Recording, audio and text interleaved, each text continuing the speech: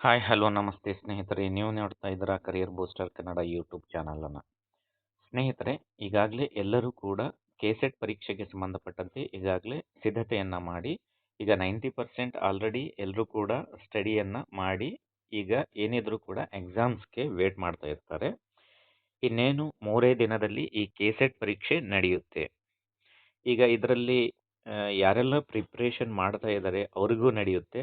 ಹಾಗೆಯೇ just application ಹಾಕಿ ನಾನು admit card ಬಂದಿದೆ ಅಂತ ಹೇಳಿ ಎಕ್ಸಾಮ್ಗೆ ಅಟೆಂಡ್ ಆಗ್ತಕ್ಕಂಥವ್ರಿಗೂ ಕೂಡ ಈ ಎಕ್ಸಾಮ್ ನಡೆಯುತ್ತೆ.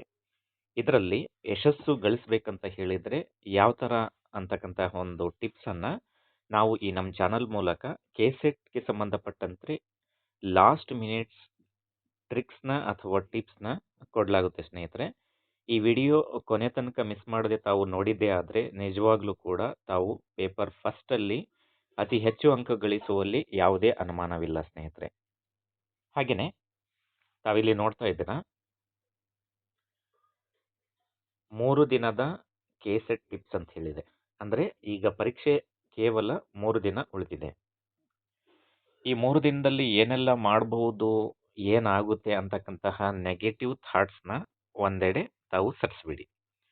ಈ ವಿಡಿಯೋದಲ್ಲಿ ತಾವು ಈ ವಿಡಿಯೋನ ವಾಚ್ ಮಾಡೋದಕ್ಕೆ ಬಂದಿದ್ದೇ ನಿಜ ಆಗಿದ್ದರೆ ಖಂಡಿತವಾಗ್ಲೂ ತಮಗೆ ಈ 3 ದಿನ ನಿಜವಾಗ್ಲೂ ತಮಗೆ ಫಸ್ಟ್ ಪೇಪರಲ್ಲಿ 100 ಅಂಕ ಗಳಿಸುವ ರಹದಾರಿಯನ್ನು ಸರಳವಾಗಿ ಹೇಳಿಕೊಡಲಾಗುತ್ತೆ ಸ್ನೇಹಿತರೆ. ಹಾಗಿದ್ರೆ ಏನು ಸರ್, ಇಷ್ಟು ದಿನನೇ ನಾವು ಓದಿದ್ದೀವಿ, ಯಾವಾಗಲೇ ಆಗಿಲ್ಲ, ಈ 3 ದಿನದಲ್ಲಿ ಏನಾಗುತ್ತೆ ಅಂತಕ್ಕಂತಹ ಒಂದು ಮಾತನ್ನು ತಾವು ಹೇಳ್ಬೋದು ಸ್ನೇಹಿತರೆ. ಖಂಡಿತವಾಗ್ಲೂ ಇದು ಸಾಧ್ಯ. ಯಾವಾಗ ಅಂತ ಹೇಳಿದ್ರೆ ತಾವೆಲ್ಲರೂ ಕೂಡ ಪಾಸಿಟಿವ್ ಥಿಂಕಿಂಗ್ ಇದ್ದರೆ, ಪಾಸಿಟಿವ್ ಥಾಟ್ಸ್ ಇದ್ದರೆ ಅದು ಯಾವ ಥರ ಅಂತಕ್ಕಂಥದ್ದನ್ನು ನಾವು ಈ ವಿಡಿಯೋ ಮುಖಾಂತರ ವಿವರವಾಗಿ ನೋಡ್ತಾ ಹೋಗೋಣ. ಯಾರೆಲ್ಲ ಮೊದಲನೇ ಬಾರಿಗೆ ನಮ್ಮ ಚಾನಲ್ಗೆ ತಾವು ಭೇಟಿ ಕೊಟ್ಟಿದ್ದೀರಾ ದಯಮಾಡಿ ತಾವು ಸಬ್ಸ್ಕ್ರೈಬ್ ಆಗೋದ್ರ ಮೂಲಕ ಈ ವಿಡಿಯೋವನ್ನು ವಾಚ್ ಮಾಡಿ. ಹಾಗೆಯೇ ಈ ವಿಡಿಯೋ ತಮಗೆ ಇಷ್ಟ ಆಗಿದ್ದರೆ ಲೈಕ್ ಮಾಡಿ, ಶೇರ್ ಮಾಡಿ, ಕಮೆಂಟ್ ಮಾಡೋದನ್ನು ಸಹ ಮರಿಬೇಡಿ. ತಾವು ದಯಮಾಡಿ ಒಂದು ರಿಕ್ವೆಸ್ಟ್ ಏನಂತ ಹೇಳಿದರೆ ಎಲ್ಲ ತಮ್ಮ ಕೆಸೆಟ್ ಪರೀಕ್ಷಾ ಸ್ನೇಹಿತರಿಗೆ ಈ ವಿಡಿಯೋನ ಮ್ಯಾಕ್ಸಿಮಮ್ ಶೇರ್ ಮಾಡೋದ್ರ ಮೂಲಕ ಇದರ ಲಾಭವನ್ನು ತಾವು ಪಡಿಬೋದು ಸ್ನೇಹಿತರೆ. ಈಗೇನಿದ್ರೂ ಕೂಡ ಕೇವಲ 3 ದಿನ ಈ ಕೆಸೆಟ್ ಪರೀಕ್ಷೆ ಉಳಿದಿರುತ್ತೆ, ಪರೀಕ್ಷೆ ನಡೆಯೋದು. ಇಂತಹ ಒಂದು ಸಮಯದಲ್ಲಿ ಈಗ ತಾವು ಏನೆಲ್ಲ ಓದಿದ್ದೀರಿ ಅದೆಲ್ಲ ಆಲ್ರೆಡಿ ಎಲ್ಲರೂ ಕೂಡ ಓದಾಗಿರುತ್ತೆ. ಆದರೆ ಈ 3 ದಿನದಲ್ಲಿ ತಾವು ಮಾಡಬೇಕಾಗಿರತಕ್ಕಂತಹ ಪ್ರಮುಖ ಕೆಲಸ ಅಂತ ಹೇಳಿದರೆ ರಿವಿಷನ್ ಮಾಡೋದು. ಹಾಗೆಯೇ ಅದಕ್ಕೆ ಸಂಬಂಧಪಟ್ಟಂತೆ PYQ ಅಂದರೆ ಪ್ರೀವಿಯಸ್ ಇಯರ್ ಕ್ವಶನ್ ಪೇಪರ್ಸ್ ಏನಿರ್ತವೆ ಎಲ್ಲವನ್ನ ಕೂಡ ತಾವು ಒಂದ್ಸರಿ ರಿವಿಷನ್ ಮಾಡ್ಕೊಳ್ಳೋದು ಅತ್ಯವಶ್ಯಕವಾಗಿರುತ್ತೆ.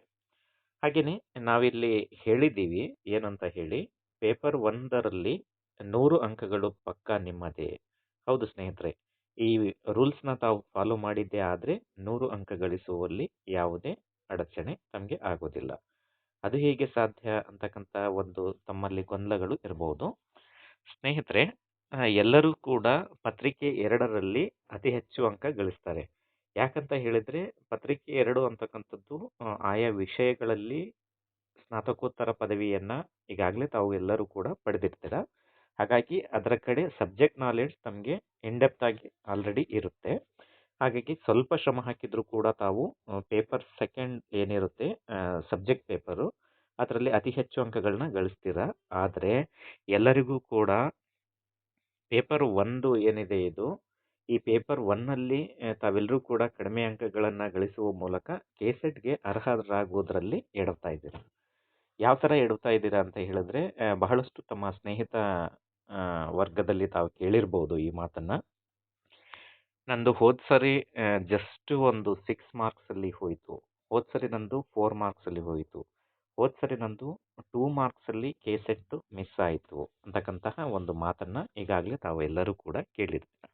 ಯಾಕಂತ ಹೇಳಿದ್ರೆ ಅವರೆಲ್ಲರೂ ಕೂಡ ಪೇಪರ್ ಫಸ್ಟನ್ನು ಅವರು ಚೆನ್ನಾಗಿ ಪ್ರಿಪೇರ್ ಆಗಿರೋದಿಲ್ಲ. ಹಾಗಾಗಿ ಪೇಪರ್ 1ರಲ್ಲಿ ಯಾರೆಲ್ಲ ತಾವು ಚೆನ್ನಾಗಿ ಸ್ಮಾರ್ಟ್ ವರ್ಕ್ ಮಾಡ್ತೀರಾ ಖಂಡಿತವಾಗ್ಲೂ ಕೂಡ ತಾವೆಲ್ಲರೂ ಕೂಡ ಈ ಕೆಸೆಟ್ ಪರೀಕ್ಷೆಯಲ್ಲಿ ಅರ್ಹತೆ ಗಳಿಸುವುದರಲ್ಲಿ ಯಾವುದೇ ಅನುಮಾನವಿಲ್ಲ. ಹಾಗಿದ್ದರೆ 3 ದಿನದಲ್ಲಿ ಇರ್ತಕ್ಕಂತಹ ಈ ಕೆಸೆಟ್ ಪರೀಕ್ಷೆಗೆ ಸಂಬಂಧಪಟ್ಟಂತೆ ತಾವೆಲ್ಲರೂ ಕೂಡ ಮಾಡಬೇಕಾದ ಡೂಸ್ ಮತ್ತು ಡೋಂಟ್ ಡೂಸ್, ಈ ಏನು ಮಾಡಬೇಕು ಮತ್ತು ಏನು ಮಾಡಬಾರ್ದು ಅಂತಕ್ಕಂಥದ್ರ ಬಗ್ಗೆ ನಾವು ನೋಡ್ತಾ ಹೋಗೋಣ ಸ್ನೇಹಿತರೆ. ಸ್ನೇಹಿತರೆ, ಪೇಪರ್ ಫಸ್ಟಲ್ಲಿ ಬಂದ್ಬಿಟ್ಟು ಒಟ್ಟು ತಮಗೆ 10 ಯೂನಿಟ್ಗಳು ಇರ್ತವೆ. ಎಷ್ಟು? 10. ಈ 10 ಯೂನಿಟ್ಗಳಲ್ಲಿ ಪ್ರತಿಯೊಂದು ಟಾಪಿಕ್ಕಿಂದ 10 ಅಂಕಗಳನ್ನು ಗಳಿಸ್ತಕ್ಕಂತಹ ಒಂದು ಪ್ರಾವಿಷನ್ ಇಲ್ಲಿ ಇರುತ್ತೆ. ಅಂದರೆ ಒಟ್ಟು 50 ಪ್ರಶ್ನೆಗಳ ಈ ಪರೀಕ್ಷೆಗೆ 100 ಅಂಕಗಳು ಇರ್ತವೆ. ಹಾಗಾಗಿ ಪ್ರತಿ ಟಾಪಿಕ್ಕಿಂದ ಕನಿಷ್ಠ 5 ಪ್ರಶ್ನೆಗಳನ್ನು ನಾವು ತೆಗೆದುಕೊಂಡಿದ್ದೇ ಆದರೆ ಪ್ರತಿ ಒಂದು ಟಾಪಿಕ್ಕಿಂದ ಒಟ್ಟು 100 ಅಂಕಗಳು ಪ್ರತಿ ಟಾಪಿಕ್ಕಿಂದ 10 ಅಂಕಗಳಿಗೆ ಸಂಬಂಧಪಟ್ಟಂತೆ ಒಟ್ಟು 100 ಅಂಕಗಳಿಗೆ ಈ ಒಂದು ಪರೀಕ್ಷೆ ನಡೆಯುತ್ತೆ. ಪ್ರತಿ ಟಾಪಿಕ್ನಲ್ಲೂ ಕೂಡ ಆಯಾ ಟಾಪಿಕ್ಕಿಗೆ ಸಂಬಂಧಪಟ್ಟಂತೆ ಈಗಾಗಲೇ ಎಲ್ಲರೂ ಕೂಡ ತಾವು ಸಿದ್ಧತೆಯನ್ನು ನಡೆಸಿದ್ದೀರಾ, ಅಧ್ಯಯನವನ್ನು ಸಹ ಆರಂಭಿಸಿದ್ದೀರಾ. ಮೊರೋವರ್ ಆಲ್ರೆಡಿ ತಾವೆಲ್ಲರೂ ಕೂಡ ಸಬ್ಜೆಕ್ಟ್ ಅಥವಾ ಸಿಲೆಬಸನ್ನು ಕಂಪ್ಲೀಟ್ ಮಾಡಿರಲೂಬಹುದು, ಕೆಲವೊಬ್ಬರು ಮಾಡದೇನೂ ಇರಬಹುದು.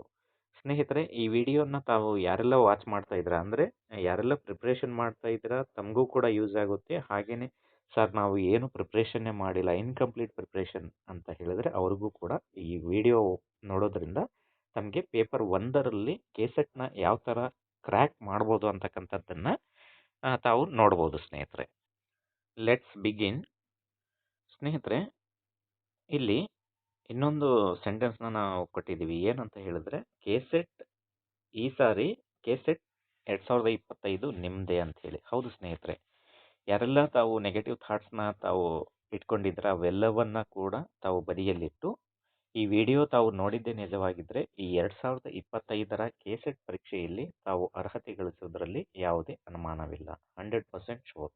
ಯಾವ ಥರ ಹಾಗಿದ್ರೆ ಇಷ್ಟು ಈಸಿಯಾಗಿ ಹೇಳ್ತಾ ಇದ್ದೀರಲ್ಲ ಸರ್, ಅದು ಯಾವ ಥರ ಅಂತ ಹೇಳಿ ತಾವು ಕೇಳ್ಬೋದು. ಹೌದು ಸ್ನೇಹಿತರೆ, ಯಾವ ಥರ ಅಂದರೆ ಪರೀಕ್ಷೆಯಲ್ಲಿ ಟೈಮ್ ಮ್ಯಾನೇಜ್ಮೆಂಟ್ ಅಂತಕ್ಕಂಥದ್ದು ಅತಿ ಮುಖ್ಯವಾಗಿರುತ್ತೆ. ಟೈಮ್ ಮ್ಯಾನೇಜ್ಮೆಂಟ್ ಅನ್ನೋದ್ರ ಬಗ್ಗೆ ನಾವು ಇಲ್ಲಿ ನೋಡ್ತಾ ಹೋಗೋಣ.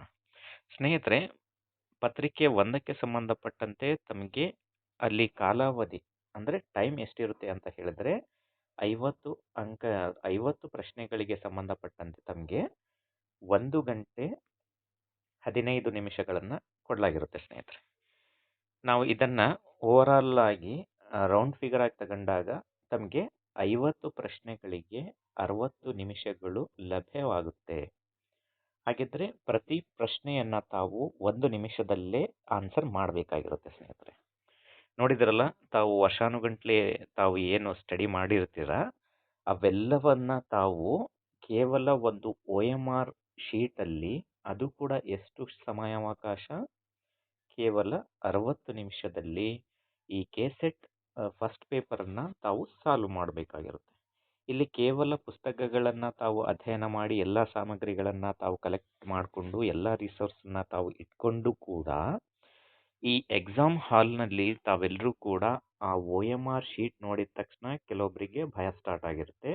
ಇನ್ನು ಕೆಲವೊಬ್ಬರಿಗೆ ಏನಾಗಿರುತ್ತೆ ಅಂತ ಹೇಳಿದ್ರೆ ಪರೀಕ್ಷೆ ಹತ್ತಿರ ಬರ್ತಾ ಇದ್ದ ಹಾಗೇನೆ ಅನಾರೋಗ್ಯಕ್ಕೆ ತುತ್ತಾಗ್ತಾರೆ. ಹಾಗಾಗಿ ತಾವೆಲ್ಲರೂ ಕೂಡ ಪರೀಕ್ಷೆ ಹತ್ತಿರ ಇದ್ದಾಗ ತಮ್ಮ ಆರೋಗ್ಯವನ್ನು ಕಾಪಾಡಿಕೊಳ್ಳೋದು ಸಹ ಅತಿ ಅವಶ್ಯಕವಾಗಿರುತ್ತೆ. ಸ್ನೇಹಿತರೆ, ಹಾಗಾಗಿ ಈಗ ಮಳೆಯ ಒಂದು ಸೀಸನ್ ನಡೀತಾ ಇದೆ. ಹಾಗಾಗಿ ತಾವೆಲ್ಲರೂ ಕೂಡ ಆ ಮಳೆಯಲ್ಲಿ ನೆನೆಸ್ಕೊಳ್ಳದೆ ತಾವೆಲ್ಲರೂ ಕೂಡ ಆರೋಗ್ಯವನ್ನು ಕಾಪಾಡಿಕೊಂಡು ಈ ಒಂದು ಪರೀಕ್ಷೆಗೆ ತಾವು ನಿಸ್ಸಂಶಯವಾಗಿ ವೆರಿ ಕಾನ್ಫಿಡೆಂಟ್ ತಾವು ಹೋಗಿ ಬರೆದಿದ್ದೇ ನಿಜ ಆಗಿದ್ರೆ ಖಂಡಿತವಾಗ್ಲೂ ಈ ಕೆಸೆಟ್ ಪರೀಕ್ಷೆಯನ್ನು ಕ್ರ್ಯಾಕ್ ಮಾಡ್ಬೋದು, ಹಾಗೆಯೇ ಎಲಿಜಿಬಲ್ ಆಗ್ಬೋದು. ಹಾಗಿದ್ರೆ ಟೈಮ್ ಮ್ಯಾನೇಜ್ಮೆಂಟ್ ಅಂದರೆ ಏನು ಅಂತಕ್ಕಂಥದ್ದು ಒಂದು ಪ್ರಶ್ನೆ. ಸ್ನೇಹಿತರೆ, ತಮಗೆ ಅಲ್ಲಿ ಎಕ್ಸಾಮ್ ಹಾಲಲ್ಲಿ ತಮಗೆ ಕೊಡ್ತಕ್ಕಂತಹ ಆ 60 ನಿಮಿಷಗಳಲ್ಲಿ ತಾವು ಪ್ರತಿ ಪ್ರಶ್ನೆಯನ್ನು ನೋಡ್ತಾ ಹೋಗಿದ್ರೆ 1 ನಿಮಿಷದಲ್ಲಿ ತಾವು ಅಟೆಂಡ್ ಮಾಡಬೇಕಾಗುತ್ತೆ. ಅಂತಹ ಒಂದು ಸಂದಿಗ್ಧ ಪರಿಸ್ಥಿತಿ ಇಲ್ಲಿರುತ್ತೆ. ಹಾಗಾಗಿ ಇಲ್ಲಿ ಒಂದು ಕೆಸೆಟ್ ಪರೀಕ್ಷೆಯನ್ನು ಯಾವುದಕ್ಕೋಸ್ಕರ ನಡೆಸಲಾಗುತ್ತೆ ಅಂತಕ್ಕಂಥದ್ದನ್ನು ತಾವು ಎಲ್ಲರೂ ಕೂಡ ಸ್ವಲ್ಪ ಸ್ಮಾರ್ಟಾಗಿ ಯೋಚನೆ ಮಾಡಿ. ಸ್ನೇಹಿತರೆ, ಇಲ್ಲಿ ಕೆಸೆಟ್ ಪರೀಕ್ಷೆಯನ್ನು ನಡೆಸೋದಕ್ಕೋಸ್ಕರ ಏನು ಪ್ರಶ್ನೆ ಪತ್ರಿಕೆಯನ್ನು ತಯಾರಿಸಲಾಗುತ್ತೆ, ಆ ಪ್ರಶ್ನೆ ಪತ್ರಿಕೆ ತಮಗೆ ಕೆಸೆಟ್ಟಲ್ಲಿ ಅರ್ಹರಾಗಲಿ ಅಂತ ಹೇಳಿ ಯಾರೂ ಕೂಡ ಪ್ರಶ್ನೆ ಪತ್ರಿಕೆ ತಯಾರು ಮಾಡಲ್ಲ. ತಾವು ಇದರಲ್ಲಿ ರಿಜೆಕ್ಟ್ ಆಗಲಿ ಅಥವಾ ಎಲಿಜಿಬಲ್ ಆಗದೇ ಇರಲಿ ಅಂತಕ್ಕಂತಹ ಒಂದು ಇದು ಏನು ಏಮನ್ನು ಇಟ್ಕೊಂಡು ಆ ಕ್ವಶನ್ ಪೇಪರ್ನ ಫ್ರೇಮ್ ಮಾಡಲಾಗುತ್ತೆ. ಯಾಕಂತ ಹೇಳಿದರೆ ಎಲ್ಲರೂ ಕೂಡ ಸ್ಟಡಿ ಮಾಡಿ ಬಂದಿರ್ತಾರೆ, ಆದರೆ ತಮಗೆ ತಪ್ಪಿಸ್ತಕ್ಕಂತಹ ಒಂದು ಪ್ರಯತ್ನ ಆ ಪ್ರಶ್ನೆ ಪತ್ರಿಕೆಯ ಒಂದು ಟ್ರಿಕ್ಸಲ್ಲಿ ಇರುತ್ತೆ ಸ್ನೇಹಿತರೆ. ಹಾಗಾಗಿ ತಾವೆಲ್ಲರೂ ಕೂಡ ಆ 60 ನಿಮಿಷವನ್ನ ಯಾವ ಥರ ಯೂಸ್ ಮಾಡ್ಕೊಳ್ತೀರಿ ಅಂತದ್ರ ಮೇಲೆ ತಮ್ಮ ಈ ಒಂದು ಕೆಸೆಟ್ ಪರೀಕ್ಷೆಯ ಅರ್ಹತೆ ನಿಂತಿರುತ್ತೆ ಸ್ನೇಹಿತರೆ. ಹಾಗಾಗಿ ಈ 50 ಪ್ರಶ್ನೆಗಳನ್ನ ಯಾವ ಥರ ಕೇಳಲಾಗುತ್ತೆ, ತಾವು ಯಾವ ಥರ ಆನ್ಸರ್ ಮಾಡಬೇಕು ಅಂತಕ್ಕಂಥದ್ದು ಇಲ್ಲಿ ಅತಿ ಮುಖ್ಯವಾಗಿರುತ್ತೆ ಸ್ನೇಹಿತರೆ. ಹಾಗಾಗಿ ಯಾವ ಥರ ಪ್ರಶ್ನೆಗಳು ಇರ್ತವೆ ಅಂತದ್ರ ಬಗ್ಗೆ ನಾವು ಈ ವಿಡಿಯೋದಲ್ಲಿ ಸ್ವಲ್ಪ ನೋಡ್ತಾ ಹೋಗೋಣ. ಸ್ನೇಹಿತರೆ, ಕೆಸೆಟ್ ಪರೀಕ್ಷೆಯಲ್ಲಿ ಮೊದಲನೇ ಪತ್ರಿಕೆ ತಮಗೆ ಏನು ಇರುತ್ತೆ 50 ಪ್ರಶ್ನೆಗಳದ್ದು. ಆ ಒಂದು ಪ್ರಶ್ನೆ ಪತ್ರಿಕೆಯಲ್ಲಿ 4 ಟೈಪ್ ಕ್ವಶನ್ಸ್ನ ಕೇಳಲಾಗುತ್ತೆ.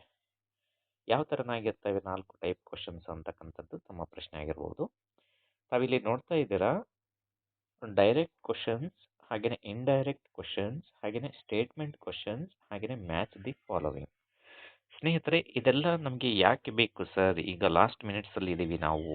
ಸ್ನೇಹಿತರೆ, ಖಂಡಿತವಾಗ್ಲೂ ಯಾರೆಲ್ಲ ಇವನ್ನ ತಾವು ತಿಳ್ಕೊಂಡಿರ್ತೀರಾ, ಯಾರೆಲ್ಲ ತಾವು ಇದರ ಬಗ್ಗೆ ಸ್ವಲ್ಪ ಗಮನ ಹರಿಸ್ತೀರಾ, ಖಂಡಿತವಾಗ್ಲೂ ತಾವು 100% ಕೆಸೆಟ್ ಪರೀಕ್ಷೆಯಲ್ಲಿ ಅರ್ಹರಾಗುವುದರಲ್ಲಿ ಯಾವುದೇ ಅನುಮಾನವಿಲ್ಲ. ಹೌದು, ಯಾಕಂತ ಹೇಳಿದ್ರೆ ಇಲ್ಲಿ ಕೊಡ್ತಕ್ಕಂತಹ ಪ್ರಶ್ನೆಗಳು 50 ಆದರೆ ಆ ಪ್ರಶ್ನೆಗಳಿಗೆ ಉತ್ತರವನ್ನು ಕೊಡ್ತಕ್ಕಂಥದ್ದು 60 ನಿಮಿಷ ತಮಗೆ ಲಭ್ಯವಿರುತ್ತೆ ಆ ಪರೀಕ್ಷಾ ಒಂದು ಹಾಲಲ್ಲಿ, ತಮಗೆ ಎಕ್ಸಾಮ್ ಹಾಲಲ್ಲಿ. ಪ್ರತಿ ಪ್ರಶ್ನೆಗಳು ಕೂಡ ತಾವು ಅನ್ಕೊಂಡ ರೀತಿ ಇರೋದಿಲ್ಲ. ಹಾಗಾಗಿ ವೆರಿ ಡೆಪ್ತ್ ಆ್ಯಂಡ್ ಲಾಂಗ್ ಕ್ವಶನ್ಸೇ ಇರ್ತವೆ. ತಾವು ಕೇವಲ ಕ್ವಶನ್ಸ್ನ ರೀಡ್ ಮಾಡೋದ್ರಲ್ಲೇ ತಮಗೆ ಮಿನಿಮಮ್ ಅಂದರೂ ಕೂಡ 30 to 40 ಸೆಕೆಂಡ್ಸ್ ತಮಗೆ ಹೋಗಿಬಿಡುತ್ತೆ. ಇನ್ನು ಉಳಿದಿರ್ತಕ್ಕಂತಹ 20 ಸೆಕೆಂಡ್ಗಳಲ್ಲಿ ತಾವು 4 ಆಪ್ಷನ್ಸ್ನ ಡಿಸೈಡ್ ಮಾಡಬೇಕು. 4 ಆಪ್ಷನ್ಸಲ್ಲಿ ಯಾವುದು ಸರಿಯಾದ ಉತ್ತರ ಅಂತ ಹೇಳಿ.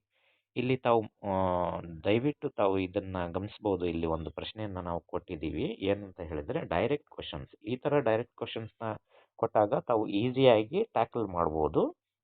ಸ್ನೇಹಿತರೆ, ಪ್ರಶ್ನೆ ಪತ್ರಿಕೆಯನ್ನ ತಮ್ಮ ಕೈಗೆ ಕೊಟ್ಟ ತಕ್ಷಣ ತಾವು ಯಾವುದೇ ಪರೀಕ್ಷೆ ಇರಲಿ, ತಾವು 3 ಹಂತದ ಒಂದು ಪ್ರಶ್ನೆ ಪತ್ರಿಕೆಯನ್ನ ಡಿವೈಡ್ ಮಾಡ್ಕೋಬೇಕು.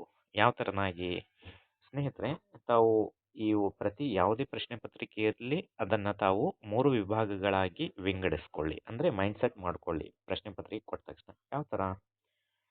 ಫಸ್ಟ್ ಸ್ಟೇಜ್ ಬಂದ್ಬಿಟ್ಟು ಈಸಿಯೆಸ್ಟ್. ಯಾವ ಥರ? ಈಸಿಯೆಸ್ಟ್, ತುಂಬ ಈಸಿ ಇರ್ತಕ್ಕಂತಹ ಕ್ವಶನ್ಸ್ನ ಮೊದಲನೇ ಹಂತದಲ್ಲಿ ಕ್ಲಿಯರ್ ಮಾಡ್ಕೊಳ್ಳಿ. ಸೆಕೆಂಡ್ ಸ್ಟೇಜಲ್ಲಿ ಬಂದ್ಬಿಟ್ಟು ಈಸಿ ಇರ್ತಕ್ಕಂತಹ ಕ್ವಶನ್ಸ್ನ, ಅಂದರೆ ಅತಿ ಸರಳ ಹಾಗೆಯೇ ಸರಳ. ನಂತರ ಮೂರನೇ ಹಂತದಲ್ಲಿ ಬಂದು ಸ್ವಲ್ಪ ಟಫ್ ಕ್ವಶನ್ಸ್, ಅಂದರೆ ಮೂರನೇ ಹಂತದಲ್ಲಿ ಟಫ್ ಆಗಿರ್ತಕ್ಕಂತಹ ಕ್ವಶನ್ಸ್, ಅಂದರೆ ಕ್ಲಿಷ್ಟಕರವಾದಂತಹ ಪ್ರಶ್ನೆಗಳನ್ನು ಕೊನೆಯಲ್ಲಿ ತಾವು ಬಿಡಿಸುವುದು ಅತಿ ಅವಶ್ಯಕ. ಕೆಸೆಟ್ ಪರೀಕ್ಷೆಯಲ್ಲಿ ತಾವು ಪತ್ರಿಕೆ 1ರಲ್ಲಿ 100ಕ್ಕೆ 100 ಅಂಕಗಳನ್ನು ಗಳಿಸ್ತಕ್ಕಂತಹ ಒಂದು ಟ್ರಿಕ್ಸ್ ಮತ್ತು ಟಿಪ್ಸ್ ಇದಾಗಿದೆ ಸ್ನೇಹಿತರೆ. ತಾವು ಆ ಪ್ರಶ್ನೆ ಪತ್ರಿಕೆ ತಮ್ಮ ಕೈಗೆ ಕೊಟ್ಟ ತಕ್ಷಣ ಏನು ಮಾಡಬೇಕು, ಎಲ್ಲರೂ ಕೂಡ ಏನು ಮಾಡ್ತಾರೆ, ಫಸ್ಟ್ ಕ್ವಶನ್ನಿಂದ ಆನ್ಸರ್ ಮಾಡೋದಕ್ಕೆ ಸ್ಟಾರ್ಟ್ ಮಾಡ್ತಾರೆ. ಸ್ನೇಹಿತರೆ, ಒಂದು ತಮಗೆ ಕಿವಿ ಮಾತು, ಈ ಪರೀಕ್ಷೆಗೆ ಸಂಬಂಧಪಟ್ಟಂತೆ ಯಾವುದೇ ಪರೀಕ್ಷೆ ಇರಲಿ, ತಮಗೆ ಪ್ರಶ್ನೆ ಪತ್ರಿಕೆಯನ್ನು ನೀಡಿದ ತಕ್ಷಣ ತಾವು ಯಾವುದೇ ಭಯಭೀತರಾಗದೆ ತಾವು ವೆರಿ ಕಾನ್ಫಿಡೆಂಟಿಂದ ಏನು ಮಾಡಬೇಕು ಅಂತ ಹೇಳಿದರೆ, ಪ್ರಶ್ನೆ ಪತ್ರಿಕೆಯ ಪ್ರಥಮ ಪ್ರಶ್ನೆ ತಮಗೆ ಏನಾದರೂ ಅದು ಈಸಿಯೆಸ್ಟ್ ಆಗಿದ್ದರೆ ತಾವು ಖಂಡಿತ ಆ ಪ್ರಶ್ನೆಯನ್ನು ಬಿಡಬೇಡಿ. ತಾವು ಅದನ್ನು ಯಾವುದು ಆನ್ಸರ್ ಅಂತ ಹೇಳಿ ತಾವು ಗುರುತು ಮಾಡಿ ಮುಂದಕ್ಕೆ ಹೋಗಿ. ಇನ್ ಕೇಸ್ ತಮಗೆ ತಮ್ಮ ಪ್ರಶ್ನೆ ಪತ್ರಿಕೆಯಲ್ಲೇ ಫಸ್ಟ್ ಕ್ವಶನ್ನೇ ವೆರಿ ಡಿಫಿಕಲ್ಟ್ ಇತ್ತು, ಮೂರನೇ ಹಂತದ್ದಾಗಿತ್ತು ಅಂತ ಹೇಳಿದರೆ ತಾವು ಅದನ್ನು ಎಲಿಮಿನೇಟ್ ಮಾಡಿ, ಅಂದರೆ ಆ ಕ್ಷಣಕ್ಕೆ ಮಾತ್ರ ಎಲಿಮಿನೇಟ್ ಮಾಡಿ ಬಿಟ್ಟು ಹಾಕಿ ಅದನ್ನು. ಆ ನಂತರ ತಾವು ನೋಡ್ಕೊಳ್ತೀರಿ, ಅಂದರೆ ಮೂರನೇ ಹಂತದಲ್ಲಿ ನೋಡ್ಕೋಬೇಕು. ತಾವು ಫಸ್ಟ್ ಮಾಡಬೇಕಾಗಿರ್ತಕ್ಕಂಥದ್ದು 1ರಿಂದ ಹಿಡಿದು 50ನೇ ಪ್ರಶ್ನೆವರೆಗೂ ತಾವು ಏನು ಮಾಡಬೇಕು, ವೆರಿ ಈಸಿಯೆಸ್ಟ್ ಕ್ವಶನ್ನ ಫೈಂಡ್ ಮಾಡಬೇಕು. ಯಾವ ಥರ? ಫಾರ್ ಎಕ್ಸಾಂಪಲ್, 1ನೇ ಪ್ರಶ್ನೆ ಭಾಳ ಅತಿ ಸುಲಭವಾಗಿತ್ತು ಅಂದರೆ ಫಸ್ಟ್ ಅದನ್ನು ಅಟೆಂಡ್ ಮಾಡಿ. ನಂತರ 5ನೇ ಪ್ರಶ್ನೆ ವೆರಿ ಈಸಿ ಇತ್ತು, ಅದನ್ನು ಅಟೆಂಡ್ ಮಾಡಿ. ನಂತರ 11ನೇ ಪ್ರಶ್ನೆ ಅತಿ ಈಸಿಯಾಗಿತ್ತು, ಅದನ್ನು ಅಟೆಂಡ್ ಮಾಡಿ. ಈಗಲೇ ಕೊನೆ ತನಕ ತಾವು 50 ಕ್ವಶನ್ ಆಗೋವರೆಗೂ ವೆರಿ ಈಸಿ ಇರ್ತಕ್ಕಂಥದ್ದನ್ನು ಮೊದಲನೇ ಹಂತದಲ್ಲಿ ತಾವು ಕ್ಲಿಯರ್ ಮಾಡಿ ಕ್ವಶನ್ಸ್ನ ಆನ್ಸರ್ ಮಾಡ್ತಾ. ಹಾಗೆಯೇ ಈಸಿಯೆಸ್ಟ್ ಕ್ವಶನ್ ಮುಗಿದು ಈಗೇನಿದ್ರು ಎರಡನೇ ಹಂತದಲ್ಲಿ ಸ್ವಲ್ಪ ಈಸಿ ಇರ್ತಕ್ಕಂಥದ್ದು. ಅಂದರೆ ಈ ಕಡೆ ಕ್ಲಿಷ್ಟನೂ ಅಲ್ಲ, ಆ ಕಡೆ ಅತಿ ಸರಳನೂ ಅಲ್ಲ. ಮೀಡಿಯಂ ಇರತಕ್ಕಂತಹ ಒಂದು ಕ್ವಶನ್ಸ್ನ ಆಯ್ಕೆ ಮಾಡಿಕೊಂಡು ಮತ್ತೆ ತಾವು ಎಲ್ಲಿಂದ ಬರಬೇಕು, ಎರಡನೇ ಕ್ವಶನಿಂದ ಬರಬೇಕು. ಒಂದನೇದು ಆನ್ಸರ್ ಮಾಡಿದ್ರಿ, ಮತ್ತೆ 2, 3, ನಂತರ 12, ಈ ಥರ ನಾನು ಎಕ್ಸಾಂಪಲ್ ಹೇಳ್ತಾ ಇದ್ದೀನಿ. 20, 25, 28, 30, ಈ ಥರ ನಮಗೆ 50 ಕ್ವಶನ್ಸ್ ಆಗೋವರೆಗೂ ಮತ್ತೆ ಏನು ಮಾಡಬೇಕು, ಎರಡನೇ ಹಂತದ ಪ್ರಶ್ನೆ ಅಂದರೆ ಸ್ವಲ್ಪ ಈಸಿ ಆಗಿರ್ತಕ್ಕಂಥವು, ಅತಿ ಕಷ್ಟ ಆಗದೆ ಇರತಕ್ಕಂತಹ ಪ್ರಶ್ನೆಯನ್ನು ತಾವು ಬಿಡಿಸ್ತಾ ಹೋಗಬೇಕು. ಹಾಗೆಯೇ ಅತಿ ಮುಖ್ಯವಾಗಿರ್ತಕ್ಕಂಥದ್ದು ಕೊನೆಯ ಹಂತ. ಕೊನೆಯಲ್ಲಿ ತಾವು ಏನು ಮಾಡಬೇಕು ಅಂತಾರೆ ಹೇಳಿದರೆ, ಲಾಂಗ್ ಕ್ವಶನ್ಸ್ ಹಾಗೆಯೇ ವೆರಿ ಕ್ಲಿಷ್ಟಕರ ಆಗಿರ್ತವೆ, ವೆರಿ ಟಫೆಸ್ಟ್ ಕ್ವಶನ್ಸ್ ಇರ್ತವೆ. ಆ ಕ್ವಶನ್ಸ್ನ ತಾವು ಕೊನೆಯ ಹಂತದಲ್ಲಿ ಇಟ್ಕೋಬೇಕು. ಈಗ ನೋಡಿ, ಫಾರ್ ಎಕ್ಸಾಂಪಲ್ ಈಸಿಯೆಸ್ಟ್ ಇರ್ತಕ್ಕಂಥ ಕ್ವಶನ್ಸ್ನ ತಾವು ಮಿನಿಮಮ್ ಒಂದು 10 to 20 ಮಿನಿಟ್ಸಲ್ಲಿ ಮ್ಯಾಕ್ಸಿಮಮ್ ಒಂದು 20 to 25 ಕ್ವಶನ್ಸ್ನ ತಾವು ಅಟೆಂಡ್ ಮಾಡಿದ್ದೇ ಆದರೆ ಇನ್ನೆಷ್ಟು ತಮಗೆ ಸಮಯ ಅಲ್ಲಿ ಸೇವ್ ಆಗುತ್ತೆ ಗೊತ್ತಾ ತಮಗೆ? 35 to 40 ಮಿನಿಟ್ಸ್ ತಮ್ಮ ಕೈಯಲ್ಲಿ ಇರುತ್ತೆ. ಆವಾಗ ಏನು ಮಾಡಬೇಕು, ಮೀಡಿಯಮ್ ಇರ್ತಕ್ಕಂಥ ಕ್ವಶನ್ಸ್ನ ಟ್ಯಾಕಲ್ ಮಾಡ್ತಾ ಅಲ್ಲಿ ಕೂಡ ಒಂದು 10 to 15 ಮಿನಿಟ್ಸಲ್ಲಿ ತಾವು ಕ್ಲಿಯರ್ ಮಾಡಿದ್ದೆ ಆದರೆ ಅತಿ ಕ್ಲಿಷ್ಟಕರ ಆಗಿರ್ತಕ್ಕಂತಹ ಕ್ವಶನ್ಸ್ನ ಯಾರೆಲ್ಲ ಬಿಟ್ಟು ಬರ್ತಿದ್ರಿ, ಹಾಗೆ ಗೆಸ್ ಮಾಡಿ ಹಾಕಿ ಬರ್ತಿದ್ರಿ, ಆ ಪ್ರಮೇಯ ಬರಲ್ಲ ತಮಗೆ. ತಾವು ಆ ಕ್ವಶನ್ಸ್ನ ಕೂಡ ಅತಿ ಯೋಚನೆಯಿಂದ ತಾವು ಅದನ್ನು ಕೂಡ ಸರಿ ಮಾಡಿ ಬರ್ತಕ್ಕಂತಹ ಒಂದು ಚಾನ್ಸಸ್ ಇಲ್ಲಿದೆ. ಹಾಗಾಗಿ ಟೈಮ್ ಮ್ಯಾನೇಜ್ಮೆಂಟ್ ಅಂತಕ್ಕಂಥದ್ದು ಪ್ರತಿ ಪರೀಕ್ಷೆಯಲ್ಲಿ ಅತಿ ಮುಖ್ಯ ಸ್ನೇಹಿತರೆ. ಇದು OMR ಅಲ್ಲಿ ಇರ್ತಕ್ಕಂತಹ ಒಂದು ಯುದ್ಧ ಅಂದ್ರೂ ಕೂಡ ತಪ್ಪಾಗಲಿಕ್ಕಿಲ್ಲ. ಯಾರು ಆ OMR ಶೀಟ್ನ ಕಾನ್ಫಿಡೆಂಟಿಂದ ಯಾರು ಫೇಸ್ ಮಾಡ್ತಾರೆ ಅವರು ನಿಜಕ್ಕೂ ಕೂಡ ಯಶಸ್ವಿಯಾಗ್ತಾರೆ ಅಂತಕ್ಕಂತಹ ಒಂದು ಕಿವಿ ಮಾತನ್ನ ಹೇಳ್ತಾ, ಈಗ ನಾವಿಲ್ಲಿ ಒಂದು ಪ್ರಶ್ನೆಯನ್ನ ಕೊಟ್ಟಿದ್ದೀವಿ. ಉದಾಹರಣೆಗೆ ಇದು ಕೆಸೆಟ್ ಪರೀಕ್ಷೆಗೆ ಸಂಬಂಧಪಟ್ಟಂತಹ ಈಗಾಗಲೇ ನಡೆದಂತಹ ಪರೀಕ್ಷೆಯ ಒಂದು ಪ್ರಶ್ನೆ ಪತ್ರಿಕೆಯ ಒಂದು ಎಕ್ಸಾಂಪಲ್. ಇದು ಡೈರೆಕ್ಟ್ ಕ್ವಶನ್ಸ್ ಆಗಿದೆ. ಇಲ್ಲಿ ಕೊಡಲಾಗಿದೆ ಪ್ರಶ್ನೆ, ಕಾರ್ಟಿಸಿಯನ್ ಪ್ರೋಟೋಕಾಲ್ ಆನ್ ಬಯೋಸೇಫ್ಟಿ ಈ ಕೆಳಗಿನ ಯಾವ ಪ್ರೋಟೋಕಾಲ್ಗಳ ಭಾಗವಾಗಿದೆ? ತಾವಿಲ್ಲಿ ನೋಡಬೇಕು, ಈ ಪ್ರಶ್ನೆ ಓದಿದ ತಕ್ಷಣ ತಾವು ಏನು ಮಾಡಬೇಕು, ಇದರಲ್ಲಿ ಸರಿಯಾದ ಉತ್ತರ ಯಾವುದು ಅಂತ ಹೇಳಿ ತಾವು ಫೈಂಡ್ ಮಾಡೋಕ್ಕೆ ಅವಸರ ಮಾಡಬೇಡಿ. ಮೊದಲೇನು ಮಾಡಬೇಕು, ಇದರಲ್ಲಿ ತಪ್ಪಾದ ಉತ್ತರ ಯಾವುದು ಅಂತಕ್ಕಂಥದ್ದನ್ನು ತಾವು ಕಂಡುಹಿಡಬೇಕು. ಮಾಂಟ್ರಿಯಲ್ ಪ್ರೋಟೋಕಾಲ್ ಅಂತ ಹೇಳಿದೆ, ಇದು ತಪ್ಪಾದ ಉತ್ತರ. ಪ್ಯಾರಿಸ್ ಒಪ್ಪಂದ ಅಂತ ಇದೆ, ಇದು ಕೂಡ ತಪ್ಪಾದ ಉತ್ತರ. ಹಾಗೆಯೇ ಕ್ಯೂಟೋ ಪ್ರೋಟೋಕಾಲ್ ಅಂತ ಹೇಳಿದೆ, ಇದು ಕೂಡ ತಪ್ಪಾದ ಉತ್ತರ. ಹಾಗಾದರೆ ಸರಿಯಾದ ಉತ್ತರ ಯಾವುದು? ಜೈವಿಕ ವೈವಿಧ್ಯತೆಯ ಸಮಾವೇಶ. ಅಂದರೆ ಕಾರ್ಟಿಸಿಯನ್ ಪ್ರೋಟೋಕಾಲ್ ಆನ್ ಬಯೋಸೇಫ್ಟಿ ಅಂದರೆ ಬಯೋಸೇಫ್ಟಿಗೆ ಸಂಬಂಧಪಟ್ಟಂತಹ ಒಂದು ಪ್ರೋಟೋಕಾಲ್ ಈ ಕಾರ್ಟಿಸೋನಾ ಪ್ರೋಟೋಕಾಲ್. ಇದು ಜೈವಿಕ ವೈವಿಧ್ಯತೆಯ ಒಂದು ಸಮಾವೇಶ ಆಗಿರುತ್ತೆ ಸ್ನೇಹಿತರೆ. ಹಾಗಾಗಿ ಇದಕ್ಕೆ ಸರಿಯಾದ ಉತ್ತರ ಡಿ ಆಗಿರುತ್ತೆ. ಈ ಥರ ತಾವು ಈಸಿಯಾಗಿ ಇರ್ತಕ್ಕಂತಹ ಪ್ರಶ್ನೆಗಳನ್ನು ಮೊದಲನೇ ಹಂತದಲ್ಲಿ ತಾವು ಮುಗಿಸಿಬಿಡಬೇಕು. ನಂತರ ಏನಿದ್ರು ಇಂಡೈರೆಕ್ಟ್ ಕ್ವಶನ್ಸ್ ಅಂತ ಹೇಳಿ ಬರ್ತವೆ. ಇವು ಮೀಡಿಯಂ ಟೈಪ್ ಆಫ್ ಕ್ವಶನ್ಸ್ ಇರ್ತವೆ. ಇಲ್ಲಿ ತಾವು ನೋಡ್ಬೋದು, ಇಲ್ಲಿ ತಾವು ಒಂದು ಸ್ಕಿಲ್ನು ಕೂಡ ತಾವು ಯೂಸ್ ಮಾಡಬೇಕಾಗುತ್ತೆ. ಈ ಥರ ಪ್ರಶ್ನೆಗಳು ಬಂದಾಗ ಏನು ಮಾಡಬೇಕು, ತಾವು ಮೊದಲು ಈ ಪ್ರಶ್ನೆಯನ್ನು ಓದ್ಬಿಡ್ಬೇಕು. ಈ ಕೆಳಗಿನವುಗಳಿಂದ ಪರಿಣಾಮಕಾರಿ ಬೋಧನೆಗೆ ಮುಖ್ಯವಾದ ಶಿಷ್ಯ ಕಲಿಕೆಯು 3 ಮುಖ್ಯ ಅಂಶಗಳ ಸಂಯೋಜನೆಯನ್ನು ಗುರುತಿಸಿ ಮತ್ತು ಸರಿಯಾದ ಕೋಡನ್ನು ಆಯ್ಕೆ ಮಾಡಿ. ಸ್ನೇಹಿತರೆ, ಇದು ಇಂಡೈರೆಕ್ಟ್ ಕ್ವಶನ್ಸ್ ಆಗಿರುತ್ತೆ. ಇಲ್ಲಿ ಬೋಧನೆಗೆ ಸಂಬಂಧಪಟ್ಟಂತೆ ಕಲಿಕೆಯ 3 ಮುಖ್ಯ ಅಂಶಗಳ ಒಂದು ಬಂಚ್ ಇದೆ, ಅದನ್ನು ತಾವು ಗುರುತಿಸಿ ಅಂತ ಹೇಳಿ ಇಲ್ಲಿ ಕೆಳಗಡೆ ಕೋಡನ್ನು ಕೊಡಲಾಗಿದೆ. ಸ್ನೇಹಿತರೆ, ಇಂಥ ಪ್ರಶ್ನೆಗಳಲ್ಲಿ ತಾವು ಏನು ಮಾಡಬೇಕು ಅಂತ ಹೇಳಿದ್ರೆ, 1 ಅಥವಾ 2 ತಮಗೆ ಸರಿಯಾದ ಉತ್ತರ ಗೊತ್ತಾಗಿಬಿಟ್ರೆ ಇಲ್ಲಿ ಈಸಿಯಾಗಿ ತಾವು ಫೈಂಡ್ ಮಾಡ್ಬೋದು. ಪೂರ್ತಿ ಕ್ವಶನ್ಸ್ನ ಪೂರ್ತಿ ಆಪ್ಷನ್ಸ್ನ ಓದುವ ಅವಶ್ಯಕತೆಯೂ ಇಲ್ಲ. ಯಾವ ಥರ ಅಂತ ಹೇಳಿ ನಾನು ಹೇಳ್ತಾ ಇದ್ದೀನಿ. ಇಲ್ಲಿ ನೋಡ್ಬೋದು, ಕಲಿಕೆಯ 3 ಮುಖ್ಯ ಅಂಶಗಳು ಅಂತ ಹೇಳ್ತಾರೆ. ಇಲ್ಲಿ ಕಲಿಕೆಯ ಮೊದಲನೇ ಆಪ್ಷನು ಕಲಿಕೆಯ ಅನುಭವಗಳಿಗೆ ಹಾಜರಾಗುತ್ತಿರುವ ವಿದ್ಯಾರ್ಥಿ. ಇದು ಒಂದು ಕಲಿಕೆಯ ಮುಖ್ಯ ಅಂಶದಲ್ಲಿ ಒಂದಾಗಿರುತ್ತೆ. ಹಾಗೆಯೇ ಸೂಕ್ತವಾದ ಕಲಿಕೆಯ ಅನುಭವಗಳು. ಕಲಿಕೆ ಅಂತಕ್ಕಂಥದ್ದು ಅನುಭವದ ಮೂಲಕ ಆಗುತ್ತೆ. ಹಾಗಾಗಿ ಇದು 1 ಮತ್ತು 2 ಕೂಡ ಸರಿಯಾಗಿದೆ.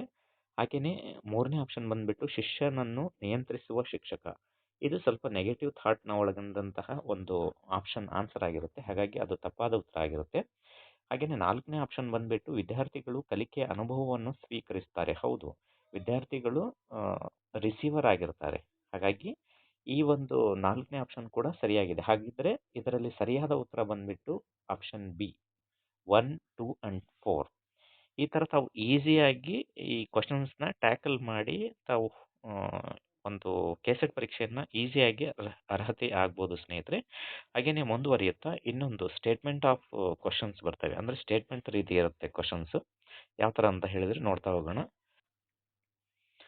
ಇಲ್ಲಿ ಪ್ರಶ್ನೆ ಕೊಟ್ಟಿದ್ದಾರೆ. ಕೆಳಗೆ 2 ವಾಕ್ಯಗಳಿವೆ.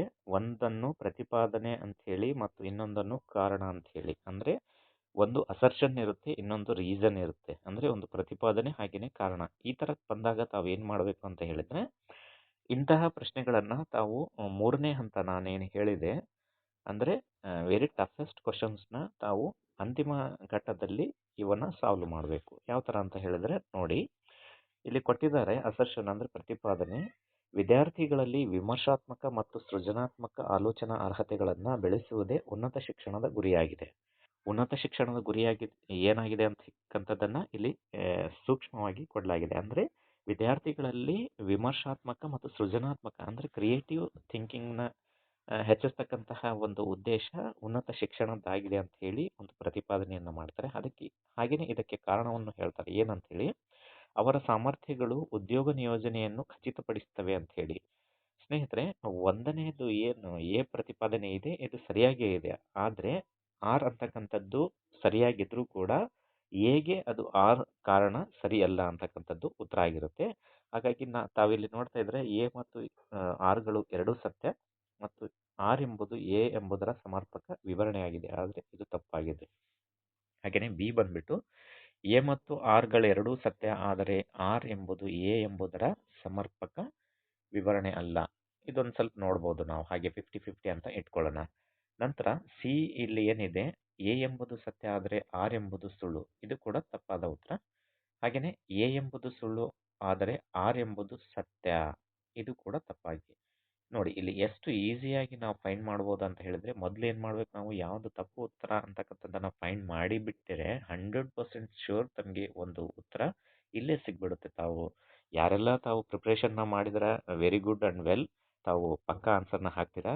ಇನ್ ಕೇಸ್ ತಾವು ಪ್ರಿಪ್ರೇಷನ್ ಮಾಡೋದ್ರಲ್ಲಿ ಇನ್ಕಂಪ್ಲೀಟ್ ಆಗಿರ್ಬೋದು, ಈ 3 ದಿನಗಳಲ್ಲಿ ಏನೂ ಕೂಡ ತಮಗೆ ಗೊತ್ತೇ ಇಲ್ಲ ಅಂತಕ್ಕಂಥವ್ರು ಸಹ ಇಲ್ಲಿ ಈಸಿಯಾಗಿ ಆನ್ಸರ್ಸ್ನ ಹಾಕ್ಬೋದು. ನೋಡಿ, ಬಿ ಅಂತಕ್ಕಂಥದ್ದು ಸರಿಯಾದ ಉತ್ತರ. ಯಾಕಂತ ಹೇಳಿದ್ರೆ, ಉನ್ನತ ಶಿಕ್ಷಣಕ್ಕೆ ಸಂಬಂಧಪಟ್ಟಂತಹ ಒಂದು ಗುರಿಗಳಲ್ಲಿ ವಿದ್ಯಾರ್ಥಿಗಳಲ್ಲಿ ವಿಮರ್ಶಾತ್ಮಕ ಮತ್ತು ಸೃಜನಾತ್ಮಕ ಆಲೋಚನೆಯನ್ನು ಬೆಳೆಸೋದಾಗಿರುತ್ತೆ. ಆದ್ರೆ ಈ ಆರ್ ಅಂತಕ್ಕಂಥ ಕಾರಣ ಅದಕ್ಕೆ ಸರಿಯಾದ ಉತ್ತರ ಅಲ್ಲ. ಹಾಗಾಗಿ ಬಿ ಅಂತಕ್ಕಂಥದ್ದು ಇಲ್ಲಿ ಸರಿಯಾದ ಉತ್ತರ ಆಗಿರುತ್ತೆ. ಹಾಗೇನೆ ಮುಂದುವರಿಯುತ್ತಾ ಈ ಸ್ಟೇಟ್ಮೆಂಟ್ ಕ್ವಶನ್ಸ್ ಇನ್ನೊಂದು ಪ್ರಕಾರದ್ದು ಇದೆ, ಇಲ್ಲಿ ನೋಡಬಹುದು. 2 ಹೇಳಿಕೆಗಳನ್ನ ನೀಡಲಾಗಿದೆ. ಒಂದನ್ನು ಪ್ರತಿಪಾದನೆ ಎಂದು ಲೇಬಲ್ ಮಾಡಲಾಗಿದೆ ಮತ್ತು ಇನ್ನೊಂದನ್ನು ಕಾರಣ ಎಂದು ಲೇಬಲ್ ಮಾಡಲಾಗಿದೆ. ನಿಮ್ಮ ಉತ್ತರಕ್ಕಾಗಿ ಸರಿಯಾದ ಕೋಡನ್ನು ಆಯ್ಕೆ ಮಾಡಿ. ಇಲ್ಲಿ ಪ್ರತಿಪಾದನೆ ಮತ್ತೆ ಕಾರಣವನ್ನು ನೀಡಲಾಗಿದೆ. ನದಿಗಳಿಗಿಂತ ಸರೋವರಗಳು ಮಾಲಿನ್ಯಕ್ಕೆ ಹೆಚ್ಚು ಒಳಗಾಗುತ್ತೆ ಅಂತಕ್ಕಂಥದ್ದು ಎಂದು ಪರಿಗಣಿಸಲಾಗಿದೆ ಪ್ರತಿಪಾದನೆ. ಹಾಗೆಯೇ ಕಾರಣ, ಕೆರೆಗಳಲ್ಲಿನ ನೀರನ್ನು ಬದಲಿಸಲು ದಶಕಗಳೇ ಬೇಕಾಗಬಹುದು. ನೋಡಿ ಸ್ನೇಹಿತರೆ, ಎಷ್ಟು ಈಸಿ ಆಗಿದೆ ಇದು ಕ್ವಶನ್ಸ್ ಅಂತ ಹೇಳಿದ್ರೆ, ನದಿ ದೊಡ್ಡದು ಅಥವಾ ಕೆರೆ ದೊಡ್ಡದು? ಕಾಮನ್ ಆಗಿ ಕೇಳ್ತಕ್ಕಂತಹ ಒಂದು ಪ್ರಶ್ನೆ ಸ್ನೇಹಿತರೆ. ಯಾವಾಗಲೂ ಕೂಡ ನದಿ ಕೆರೆಗಿಂತ ದೊಡ್ಡದಾಗಿರುತ್ತೆ, ಆದರೆ ಕೆರೆ ಸಣ್ಣದಿರುತ್ತೆ. ಇಲ್ಲಿ ಯಾವ ಥರ ಪ್ರತಿಪಾದನೆ ಮತ್ತು ಕಾರಣವನ್ನು ಕೊಟ್ಟಿದ್ದಾರೆ ನೋಡಿ. ನದಿಗಳಿಗಿಂತ ಸರೋವರಗಳು ಮಾಲಿನ್ಯಕ್ಕೆ ಹೆಚ್ಚು ಒಳಗಾಗುತ್ತವೆ. ಇದು ಸರಿಯಾದ ಉತ್ತರನೇ, ಹೌದು, ಅದನ್ನು ಪರಿಗಣಿಸಬಹುದು. ಆದರೆ ಕೆರೆಗಳಲ್ಲಿನ ನೀರನ್ನು ಬದಲಿಸಲು ದಶಕಗಳೇ ಬೇಕಾಗಬಹುದು ಅಂತಕ್ಕಂಥದ್ದು ತಪ್ಪಾಗುತ್ತೆ. ಎ ಸರಿ ಇದೆ, ಆದರೆ ಆರ್ ಸರಿ ಇಲ್ಲ. ಹಾಗಾಗಿ ಇಲ್ಲಿ ಸಿ ಅಂತಕ್ಕಂಥದ್ದು ಇದಕ್ಕೆ ಈಸಿಯೆಸ್ಟ್ ಆನ್ಸರ್ ಸ್ನೇಹಿತರೆ. ತಾವು ಇಷ್ಟೊಂದು ಅಂಡರ್ಸ್ಟ್ಯಾಂಡ್ ಮಾಡ್ಕೊಳ್ತಕ್ಕಂತಹ ಒಂದು ಎಬಿಲಿಟಿ ತಮ್ಮಲ್ಲಿ ಇದ್ದಿದ್ದೇ ಆದರೆ ನಿಜಕ್ಕೂ ತಾವು ಇಲ್ಲಿ ಕೊಟ್ಟಂತಹ ಎಲ್ಲ ಪ್ರಶ್ನೆಗಳನ್ನು ಈಸಿಯಾಗಿ ಉತ್ತರವನ್ನು ಕೊಡ್ಬೋದು. ಹಾಗೆಯೇ ತಾವು ಕೆಸೆಟ್ಟಲ್ಲಿ ಫಸ್ಟ್ ಪೇಪರಲ್ಲಿ ತಾವು ಯಾವುದೇ ಅನುಮಾನವಿಲ್ಲದೆ ಅತಿ ಹೆಚ್ಚು ಅಂಕಗಳನ್ನ ಗಳಿಸೋದ್ರಲ್ಲಿ ಯಾವುದೇ ಅನುಮಾನವಿಲ್ಲ ಸ್ನೇಹಿತರೆ. ಹಾಗೆಯೇ ಮುಂದುವರಿಯುತ್ತಾ ಇನ್ನೊಂದು ಟೈಪ್ ಯಾವ ಥರ ಅಂತ ಹೇಳಿದ್ರೆ, ಮ್ಯಾಚ್ ದಿ ಫಾಲೋಯಿಂಗ್ ಟೈಪ್ ಅಂತ ಹೇಳಿ ಕ್ವಶನ್ಸ್ನ ಕೇಳಲಾಗುತ್ತೆ, ಹೊಂದಿಸಿ ಬರೀತಕ್ಕಂಥದ್ದು. ತಾವಿಲ್ಲಿ ನೋಡ್ತಾ ಇದ್ದೀರಾ, ಒಂದು ಕಡೆ ತರಗತಿಗೆ ಸಂಬಂಧಪಟ್ಟಂತಹ ಒಂದು ಆಪ್ಷನ್ಸ್ನ ಕೊಡಲಾಗಿದೆ. ಹಾಗೆಯೇ ಈ ಕಡೆ ಆನ್ಲೈನ್ ಮತ್ತು ಆಫ್ಲೈನ್ನಲ್ಲಿ ಇರ್ತಕ್ಕಂತಹ ಮಾದರಿಗಳನ್ನು ಕೊಡಲಾಗಿದೆ. ತಾವಿಲ್ಲಿ ನೋಡ್ತಾ ಇರ್ಬೋದು, ಇಂತಹ ಹೊಂದಿಸಿ ಬರೀತಕ್ಕಂತಹ ಒಂದು ಉತ್ತರಗಳಲ್ಲಿ ಏನಾಗಿರುತ್ತೆ ಪ್ರಶ್ನೆಗಳಲ್ಲಿ ಅಂತ ಹೇಳಿದ್ರೆ, ತಮಗೆ ಒಂದು ತಪ್ಪಿದ್ರೆ 2 ಗೊತ್ತಿದೆ, 3-4 ಗೊತ್ತಿಲ್ಲ ಅಂತ ಹೇಳಿದ್ರೆ 100% ಶೋರ್ ತಾವು ಆನ್ಸರ್ನ ಹಾಕ್ಬೋದು. ಒಂದು ಗೊತ್ತಿದ್ರೂ ಕೂಡ ಹಾಕ್ಬೋದು, 75% ಪಕ್ಕ ಆನ್ಸರ್ ಹಾಕ್ಬೋದು. ಏನೂ ಗೊತ್ತಿಲ್ಲ ಅಂತ ಹೇಳಿದ್ರೆ ಮಾತ್ರ ಇಲ್ಲಿ ತಾವು ಪ್ರಿಪ್ರೇಷನ್ ಯಾರು ಮಾಡಿರ್ತಾರೆ 100% ಶೋರ್ ಅವರು ಆನ್ಸರ್ನ ಹಾಕ್ತಾರೆ. ಇನ್ ಕೇಸ್ ತಮ್ಮ ಪ್ರಿಪ್ರೇಷನಲ್ಲಿ ಇನ್ಕಂಪ್ಲೀಟ್ ಆಗಿರುತ್ತೆ ಅಂತಕ್ಕಂತಹ ಅಭ್ಯರ್ಥಿಗಳು ಏನು ಮಾಡಬೇಕು ಅಂತ ಹೇಳಿದ್ರೆ, ತಾವಿಲ್ಲಿ ನೋಡಿ, ದೈಹಿಕ ತರಗತಿ ಅಂದರೆ ಫಿಸಿಕಲ್ ಕ್ಲಾಸ್ ಹಾಗೆಯೇ virtual class, hybrid class, recorded recorded video ಅಂತ ಹೇಳಿ ಇದೆ. ಇಲ್ಲಿ ಹಾಗೆ ಸ್ವಲ್ಪ ಸೂಕ್ಷ್ಮವಾಗಿ ತಾವು ಗಮನಿಸಿ. ಫಿಸಿಕಲ್ ಕ್ಲಾಸ್ ಅಂತ ಹೇಳಿದರೆ ಇಲ್ಲಿ ದೈಹಿಕವಾಗಿ ತರಗತಿಗಳನ್ನು ತೆಗೆದುಕೊಳ್ಳಲಾಗುತ್ತೆ. ಅಂದರೆ ಆನ್ಲೈನ್ ಅಥವಾ ಆಫ್ಲೈನ್ ಅಸಮಕಾಲಿಕ, ಅಂದರೆ ಇದು ಫಾರ್ಮಲ್ ಆಗಿರ್ಬೋದು, ಇನ್ಫಾರ್ಮಲ್ ಆಗಿರ್ಬೋದು, ಆ ಥರದ ಒಂದು ಪ್ರಶ್ನೆಯನ್ನು ಇಲ್ಲಿ ಕೇಳಲಾಗಿದೆ. ಹಾಗೆಯೇ ವರ್ಚುವಲ್ ಕ್ಲಾಸ್ ಅಂದರೆ ಆನ್ಲೈನ್ ಮತ್ತು ಆಫ್ಲೈನ್ನಲ್ಲಿ ಅಸಮಕಾಲಿಕ. ಮೇಲೆ ಏನು ನೀಡಲಾಗಿದೆ, ಆನ್ಲೈನ್ ಅಥವಾ ಆಫ್ಲೈನ್ ಅಸಮಕಾಲಿಕ ಅಂಥೇಳಿ. ಎರಡನೇದು ಆನ್ಲೈನ್ ಮತ್ತು ಆಫ್ಲೈನ್ ಅಸಮಕಾಲಿಕ. ಹಾಗೆಯೇ ಹೈಬ್ರಿಡ್ ತರಗತಿ ಆನ್ಲೈನ್ ಸಿಂಕ್ರೋನಸ್ ಅಂತ ಹೇಳಿಕೊಡಲಾಗಿದೆ. ರೆಕಾರ್ಡ್ ಮಾಡಿದ ವಿಡಿಯೋದಲ್ಲಿ ಬಂದ್ಬಿಟ್ಟು ಆಫ್ಲೈನ್ ಸಿಂಕ್ರೋನಸ್ ಅಂತ ಹೇಳಿ ಇದೆ. ಇಲ್ಲಿ ರೆಕಾರ್ಡ್ ಮಾಡಿದ ವಿಡಿಯೋ ಬಂದ್ಬಿಟ್ಟು ಇದು ಆಫ್ಲೈನ್ ಸಿಂಕ್ರೋನಸ್ ಆಗುತ್ತೆ. ಹಾಗೆಯೇ ಫಿಸಿಕಲ್ ಕ್ಲಾಸಸ್ ಬಂದ್ಬಿಟ್ಟು ಸ್ನೇಹಿತರೆ ಆನ್ಲೈನ್ ಮತ್ತು ಆಫ್ಲೈನ್ಗೆ ಸಂಬಂಧಪಟ್ಟಂತಹ ಅಸಮಕಾಲಿಕ ಒಂದು ತರಗತಿಯಾಗಿರುತ್ತೆ. ಅಂದರೆ ಎಗೆ ಎರಡು ಅಂತಕ್ಕಂತಹ ಒಂದು ಆಪ್ಷನ್ ಸರಿಯಾದ ಉತ್ತರ. ಇಲ್ಲಿ ನೋಡಿ, ಎಲ್ಲಿ 2 ಇರ್ತಕ್ಕಂಥ ಆಪ್ಷನ್ನು ಕೇವಲ ಎ ಮತ್ತು ಸಿ ಇದೆ. ಇವೆರಡು ಕೂಡ ತಪ್ಪಾದ ಉತ್ತರ. ಹಾಗಾಗಿ 50-50 ಇಲ್ಲಿ ಒಂದು ಕ್ವಶನ್ಸ್ ಇದು ಆನ್ಸರ್ ಗೊತ್ತಿದೆ ಅಂತ ಹೇಳಿದರೆ ನಾವು ಫೈಂಡ್ ಮಾಡಿದ್ವಿ. ಎಲ್ಲಿ 2 ಇರ್ತಕ್ಕಂಥದ್ದು ಎ ಮತ್ತು ಸಿ. ಇದರಲ್ಲಿ ಮುಂದುವರೆದು ಹೈಬ್ರಿಡ್ ತರಗತಿಗಳು ಅಂತ ಹೇಳಿ ಕೊಡಲಾಗಿದೆ. ಇದು ಸಿ ಅಂತಕ್ಕಂಥದ್ದು ಏನಿದೆ ಸ್ನೇಹಿತರೆ, ಇದಕ್ಕೆ ಆನ್ಲೈನ್ ಸಿಂಕ್ರೋನಸ್ ಅಂದರೆ ಹೈಬ್ರಿಡ್ ತರಗತಿಗಳಿಗೆ ಸಂಬಂಧಪಟ್ಟಂತೆ ಸಿಗೆ 3ನೇ ಆಪ್ಷನ್ ಸರಿಯಾದ ಉತ್ತರ. ಹಾಗಾಗಿ ಇದು ಆಪ್ಷನ್ ಸಿ ಅಂತಕ್ಕಂಥದ್ದು ಸರಿಯಾದ ಉತ್ತರ ಸ್ನೇಹಿತರೆ. ನೋಡಿ ಇಲ್ಲಿ ಎಷ್ಟು ಈಸಿಯಾಗಿ ನಾವು ಟ್ಯಾಕಲ್ ಮಾಡ್ಬೋದು ಕ್ವಶನ್ಸ್ನ ಅಂತಕ್ಕಂಥದ್ದು ವಿವರಣೆ ಸಮೇತ ನಾವು ಕೊಟ್ಟಿದ್ದೀವಿ ಸ್ನೇಹಿತರೆ. ಇಷ್ಟೇ, ತಾವೆಲ್ಲರೂ ಕೂಡ ಯಾವುದೇ ಭಯಪಡದೆ ತಮಗೆ ಏನೆಲ್ಲ ಸೂಚನೆಗಳನ್ನು ನೀಡಲಾಗಿರುತ್ತೆ ಕೆಸೆಟ್ಗೆ ಸಂಬಂಧಪಟ್ಟಂತೆ ತಾವು ಫಸ್ಟ್ ಏನು ಮಾಡಬೇಕು, ಅಡ್ಮಿಟ್ ಕಾರ್ಡ್ನ ಡೌನ್ಲೋಡ್ ಮಾಡಿಕೊಂಡು ತಮಗೆ ಯಾವ ಥರ ಸಮವಸ್ತ್ರದ ಬಗ್ಗೆ ಆಗಿರ್ಬೋದು, ಪೆನ್ನನ್ನು ಯಾವ ಥರ ಯೂಸ್ ಮಾಡಬೇಕು ಅಂತಕ್ಕಂಥದ್ದು ಎಲ್ಲವೂ ಸೂಚನೆಗಳನ್ನ ಅಲ್ಲಿ ಸ್ಪಷ್ಟವಾಗಿ ನೀಡಲಾಗಿದೆ. ಒಂದು ಸರಿ ತಾವು ಎಲ್ಲರೂ ಕೂಡ ಓದ್ಕೊಂಡು ತಾವು ವೆರಿ ಕಾನ್ಫಿಡೆಂಟ್ ಹೋಗಿ ಈ ನಮ್ಮ ಚಾನಲ್ ಮೂಲಕ ಏನೇನು ಟಿಪ್ಸ್ನ ಹೇಳಲಾಗಿದೆ ಇವೆಲ್ಲವನ್ನು ಫಾಲೋ ಮಾಡಿದ್ದೆ ಆದರೆ ತಾವು ಕೆಸೆಟ್ 2025ರಲ್ಲಿ ಈ ಕೆಸೆಟ್ ಪರೀಕ್ಷೆಯ ಗೆಲುವು ನಿಮ್ಮದೇ ಆಗಿರುತ್ತೆ ಸ್ನೇಹಿತರೆ, ಯಾವುದೇ ಅನುಮಾನವಿಲ್ಲ.